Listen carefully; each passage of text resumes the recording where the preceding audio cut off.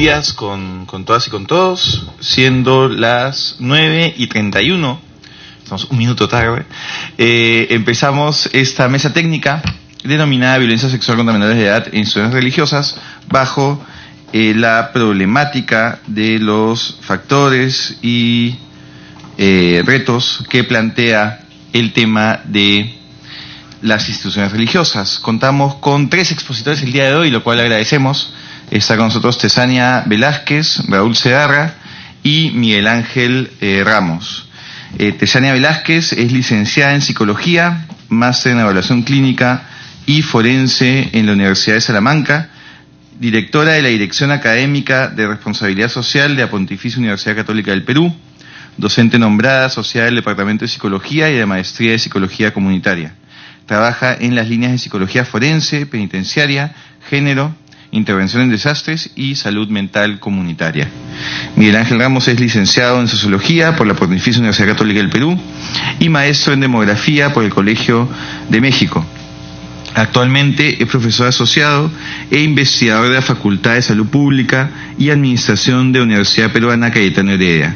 Ha sido director general de la Dirección General contra la Violencia de Género del Ministerio de la Mujer y Poblaciones Vulnerables del Perú y coordinador del programa de hombres que renuncian a su violencia de la Universidad Peruana Cayetano Heredia. Es especialista en temas relacionados a género, violencia de género y masculinidades, salud sexual y reproductiva de los varones. Es autor de los libros Masculinidades y Violencia Conyugal y La masculinidad en envejecimiento.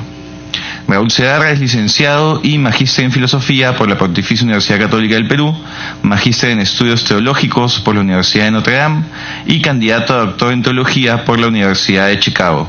Es autor de 3 libros, Una fe solidaria con el tiempo, La subversión de la esperanza y 2 lenguajes teológicos. En el Perú ha ejercido la labor docente en la Pontificia Universidad Católica del Perú y en la Universidad Peruana de Ciencias Aplicadas. Actualmente es profesor de Ética y Teología en Loyola University Chicago.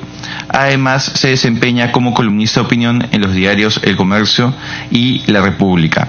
Además, nos acompañan los miembros del equipo técnico de la comisión y los asesores de los congresistas, quienes tendrán a cargo las preguntas. La dinámica de las mesas técnicas es distinta a las sesiones ordinarias de la comisión investigadora.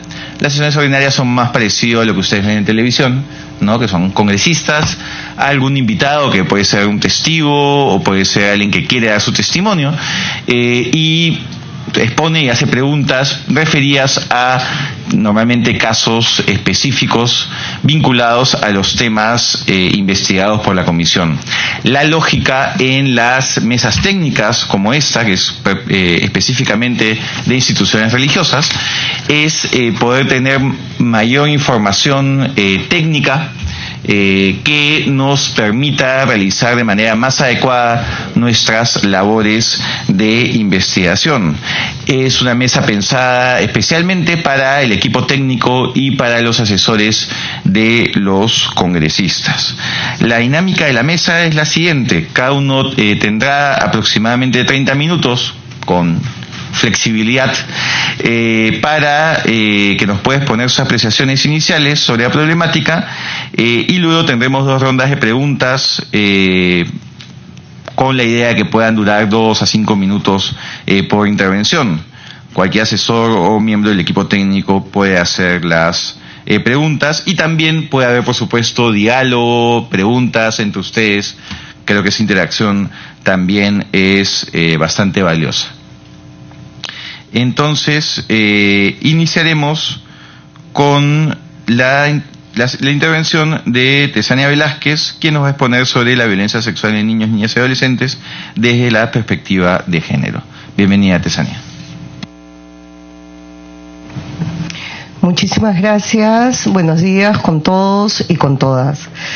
Como acaban de señalar, mi aproximación parte desde una mirada que está centrada en lo que es mi experiencia de trabajo con víctimas de violencia sexual, pero desde lo que va a ser una mirada que además dialoga mucho con lo que se viene trabajando en nuestro país, que es una mirada de salud mental comunitaria, porque creo que tenemos que encontrar esos puentes de diálogo con las políticas que se vienen desarrollando en otros ámbitos y sectores, y en este caso, desde mi especialidad como psicólogo, el tema de salud mental y el nuevo enfoque comunitario es fundamental. He pensado la intervención en 3 partes. La primera, donde solamente quiero repetir algunas ideas que seguramente ya todos conocemos sobre el enfoque de género para entender la violencia sexual. La segunda, el tema de el develamiento de la violencia en las instituciones. Y la tercera, una propuesta comunitaria para poder comprender esta problemática. Entonces, en relación al primer punto, si bien todos sabemos que explicar la violencia sexual ha sido uno de los grandes temas de interés desde diferentes disciplinas en las últimas décadas, la mirada de lo multicausal es fundamental. Y en esta mirada de lo multicausal es fundamental entender las relaciones de género entre hombres y mujeres. Y creo que este es un punto que sabemos que genera polémica, sabemos que genera debate, pero que tenemos que abordar directamente. Es imposible no entender la violencia fuera de lo que son las dinámicas de género. Y creo que esa es una idea básica con la que tenemos que comenzar a trabajar. ¿Por qué? Porque la violencia se sostiene justamente en una relación de poder. Y esa relación de poder se expresa no solamente cuando se trata de una variable generacional, niños, niñas y adolescentes, sino principalmente está cruzada por la variable género. Es decir, la violencia sexual se da principalmente contra las mujeres y es una expresión de relaciones desiguales. Si bien los estudios y la realidad nos demuestra que cada vez son más los espacios y los lugares que van ocupando las mujeres, sería ingenuo creer que todavía estamos hablando de una igualdad de derechos o de una igualdad de oportunidades. Creo que estamos lejos de lo que es todavía una igualdad de oportunidades para hombres y mujeres, y lo más importante, la comprensión de lo que es el rol y el espacio que debe ocupar la mujer sigue marcado por una expresión de abuso donde se le considera a la mujer menos, se le considera a los niños, niñas y adolescentes menos, con menos capacidad de respuesta, con menos capacidad de comprensión, y eso está totalmente evidenciado a partir de la literatura y las diferentes investigaciones. Entonces, creo que es ingenuo tratar de entender la violencia sexual fuera de la dinámica de género y de la dinámica patriarcal que está a la base de estas relaciones de género todavía en sociedades como las nuestras.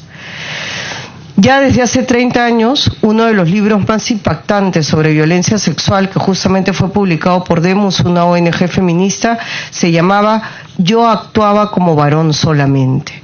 Y el título de este libro era la frase dicha por una persona que había cometido una violación sexual a un menor de edad.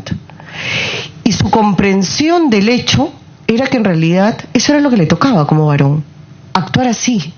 Porque el cuerpo de la mujer y el cuerpo de la niña era un cuerpo sobre el cual él podía hacer uso, le pertenecía, él no podía controlarse y por lo tanto su respuesta frente a por qué cometió el acto sexual fue: yo actuaba como varón solamente.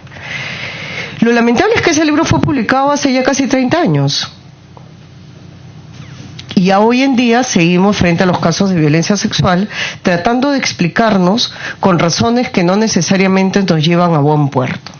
Creo que es fundamental colocar el tema de género y el tema de esta mirada desigual, de esta mirada de poder en las relaciones entre hombres y mujeres, y creo que eso es fundamental para poder comprender por qué hay esta apropiación del cuerpo de las mujeres y o niñas y adolescentes. Pero Pero además, y eso me parece que ha complejizado nuestra mirada, hoy en día las teorías de género se han visto enriquecidas a partir de lo que hemos visto en el mundo. Las situaciones que se dan en otros países latinoamericanos, las situaciones que se han evidenciado, ¿no es cierto?, a partir de escuelas, instituciones que estaban al cuidado y que luego se han visto, ¿no es cierto?, teñidas por esta situación de abuso, han complejizado nuestra mirada. Y aquí yo quiero citar a una de las autoras que más se está discutiendo en la actualidad, que es Rita Segato. Rita Segato es una antropóloga que ha venido muchas veces a nuestro país y que aporta a la comprensión de la violencia sexual desde una idea que para mí es fundamental, que es la violencia no es gratuita, sino que quiere comunicar algo. Todo acto de violencia comunica algo. Pero lo interesante es preguntarnos qué comunica y a quién comunica. ¿Qué comunica? Poder. ¿Y a quién comunica? No solo a la víctima, sino a los pares.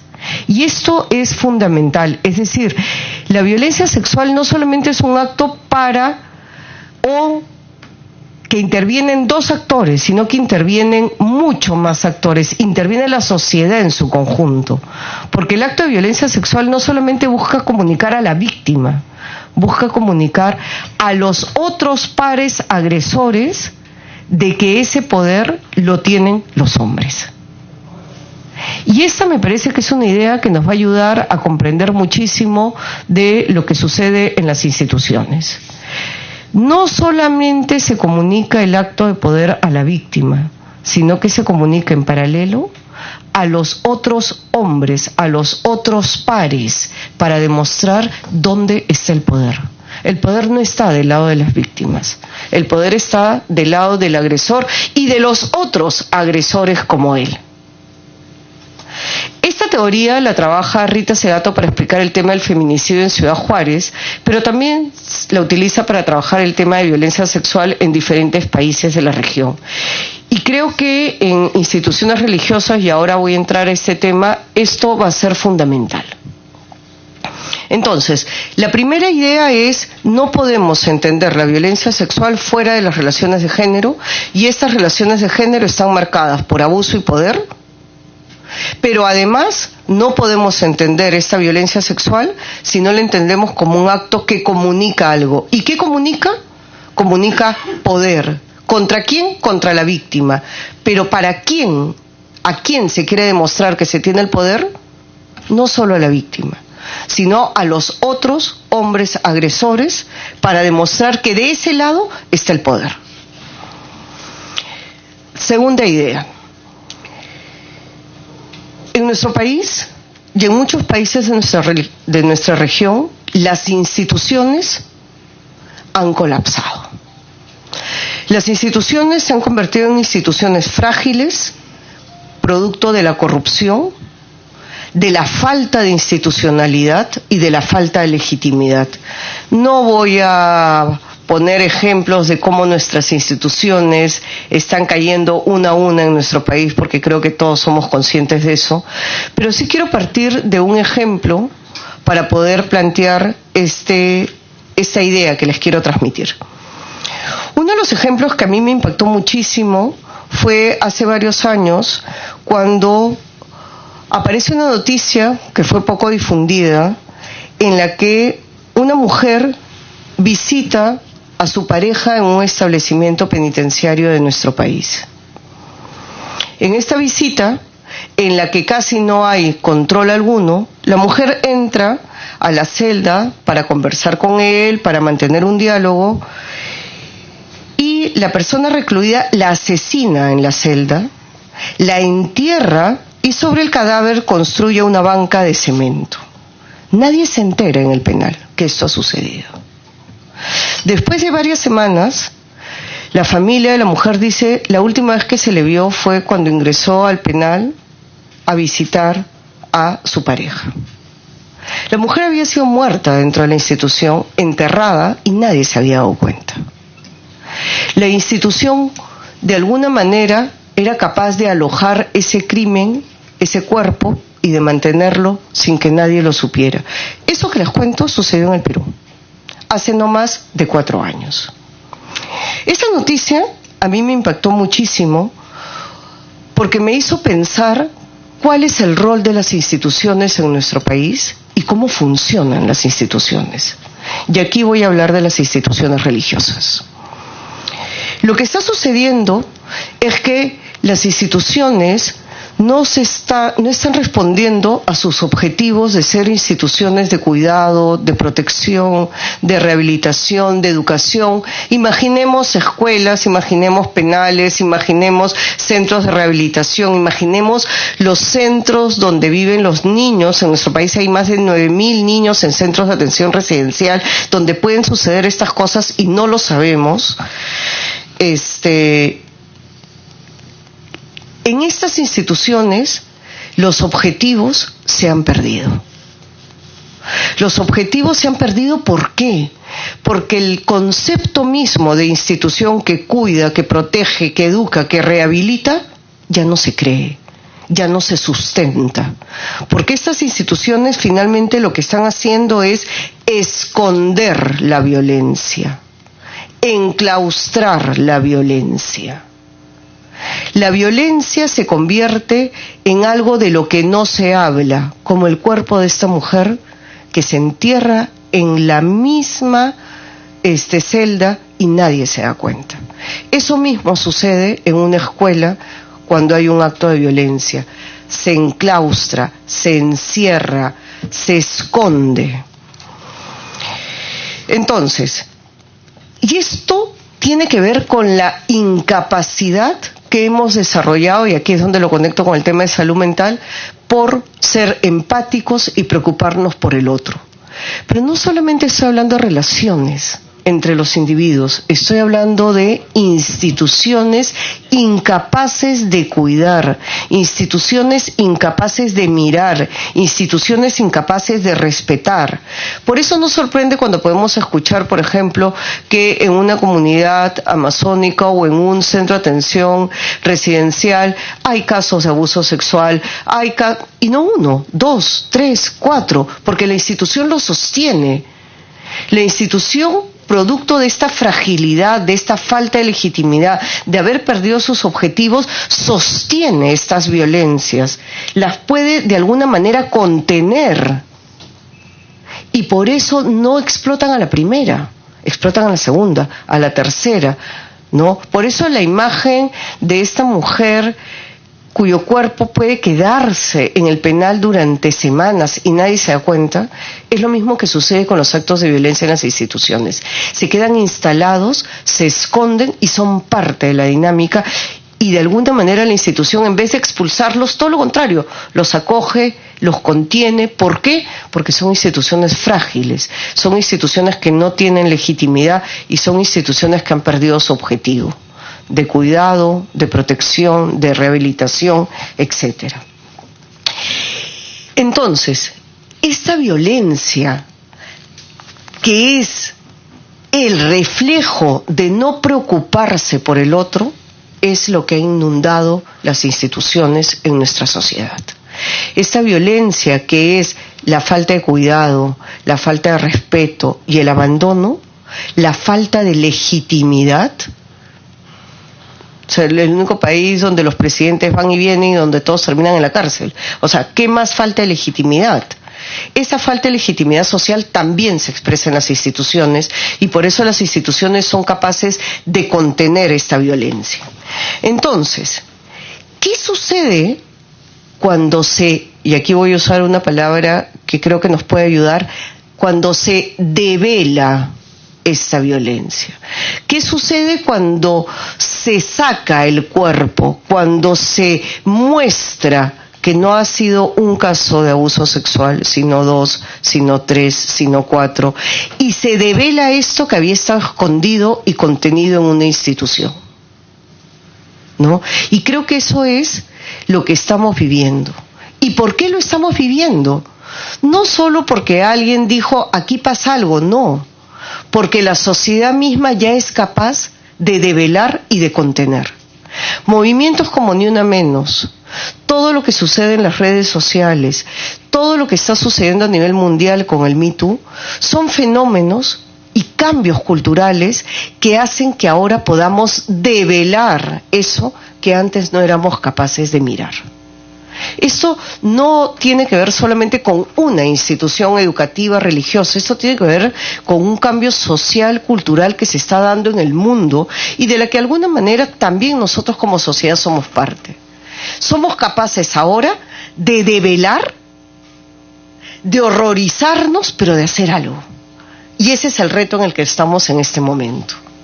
Ya no estamos en el momento, como hace unos años, de esconder los cuerpos y de esconder a las víctimas. Hemos pasado, y por eso es tan fuerte lo que estamos viviendo, por el momento de develar este horror. Y eso nos afecta a todos, ¿no? Entonces, de alguna manera, este proceso de develamiento, ¿no es cierto?, es posible porque ya la cultura, la sociedad, nosotros somos capaces de verlo y de hablar de ello, ¿no es cierto? De alguna manera hemos puesto en el espacio público aquello que estaba escondido, aquello que estaba tapado, aquello que era incómodo, aquello para lo que no estábamos preparados. Creemos que ahora ya estamos al menos en capacidad de lidiar con este horror, ¿no es cierto? Y tenemos la responsabilidad de hacernos cargo para ayudar a que también las víctimas puedan lidiar. Antes, cuando vivíamos este proceso de ocultamiento, de velo, cada víctima salía como podía. Cada víctima hacía lo que podía porque no había todavía un reconocimiento público de lo que sucedía. Ahora ya hay un reconocimiento público, ahora ya hemos develado esa violencia y por tanto como instituciones y como sociedad tenemos que hacernos cargo de ese develamiento y de ese horror que hemos comenzado a observar y a mirar. No podemos volverlo a tapar, no podemos decir, ok, ahora es tu problema, porque justamente ya se hizo público, ya nos involucró, ya nos pertenece, ¿no es cierto? Y entonces, si se vuelve a recaer en impunidad, si se vuelve a recaer en no justicia, estaríamos retrocediendo en este círculo de nuevo a ocultar, a tapar, a esconder debajo de la alfombra. Esa metáfora de la basurita ponla debajo de la alfombra para que nadie la vea, ya no. Ya la alfombra se abrió, ya la basura salió. Entonces, si la volvemos a ocultar, es una doble victimización, es una doble violencia. Entonces ahora ya tenemos que hacernos cargo como sociedad de eso, de ese proceso de develamiento que además, ¿qué va a implicar? Justicia y reparación. Cuando se dice, y aquí también pensemos en todo lo que significó, hagamos la analogía, el informe de la Comisión de la Verdad en el año 2003, cuando sale el informe y todo el mundo se queda horrorizado de lo que había sucedido y nadie había podido ver. Es exactamente lo mismo. Estamos ahorita en el momento de develar ese horror, ya lo estamos viendo, pero si no respondemos con justicia, con reparación y con que no vuelva a suceder, es como si volviéramos a victimizar y a violentar. Entonces, esta era la segunda idea que quería transmitir. La primera es, no podemos entender la violencia sexual sin entenderlo desde una mirada de relaciones de género y del patriarcado. Segunda, tenemos que entender que la fragilidad de las instituciones, ¿no es cierto?, había permitido por décadas esconder la violencia. Ahora vivimos un proceso de develamiento de esta violencia y de la cual nos tenemos que hacer cargo para no reproducir y para no revictimizar. Y aquí viene la tercera parte de mi intervención. Si nos tenemos que hacer cargo, ¿quién se tiene que hacer cargo? Bueno, nos tenemos que hacer cargo todos y todas. Y ahí viene el enfoque comunitario. Entonces, ¿cómo acompañar estos procesos de develamiento de esta vivencia que puede haber sido personal, pero que ahora ya se vuelve colectiva? Antes era personal, era una víctima la que había sido víctima de abuso, de acoso, de violación sexual. Pero cuando se devela, nosotros también nos convertimos en víctimas. Porque nosotros sabíamos recién ahora que eso estaba sucediendo. Y al enterarnos, también nos convertimos en actores de eso que sucede. Entonces, una de las ideas fundamentales para poder entender esto es que la violencia sexual no solo daña el cuerpo de la mujer víctima, daña el cuerpo social, daña el tejido social. ¿Por qué? Porque cuando nosotros vemos un caso de violencia sexual, escuchamos un caso de violencia sexual, tu vecina, tu amiga, tu alumna,